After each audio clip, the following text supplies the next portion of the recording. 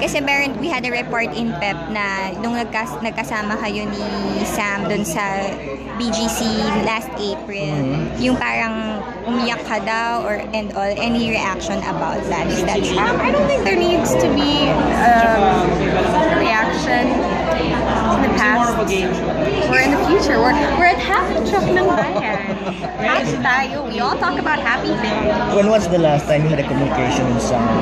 I don't wanna talk. I mean, the longer we talk about things like this, the longer people will think there's a grudge or there's a prolonging of things that should not be prolonged. Also, I think it's better now to just restrict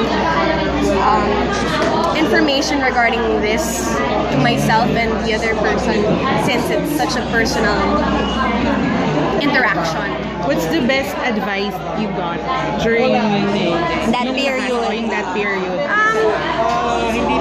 Nothing really. I never asked anyone for advice, and no one ever me to do a certain thing or directed me. None of my friends or family members, they all just let me cheer myself out, and I just... Pero ever since you've always been the strong type, di ba hindi ka nga nagbaback out sa kahit anong issue yeah, before? of course. I think kasi there's no reason to keep anything. You just have to know how much you share and how much you keep to yourself. But did you wish that you should have a closure? In what sense? Yung nangyari sa inyo.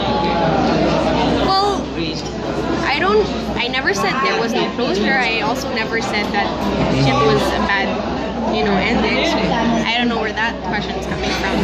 Pero ang galing kasi mas naging close kayo ni Anne. Mas naging kapansin-pansin yung closeness mo after. Yeah, of course people will say that. We've always been close. We've always been in communication. It's just that now we have more time because of our schedules.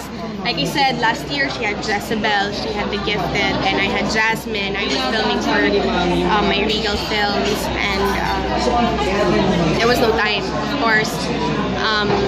But now I have more downtime. I just finished Move It. I'm not filming for a movie yet. This hasn't started yet, so Did you come to a realization yourself na sinasabi mo sa sarili mo na my sister is sometimes right? Well, I never said she was wrong. Oh, okay. So why would I have to say sometimes she's right? People have, their own opinions. I never misjudged her for her opinion, and I could be wrong, I could be right, she could be wrong, she could be right, and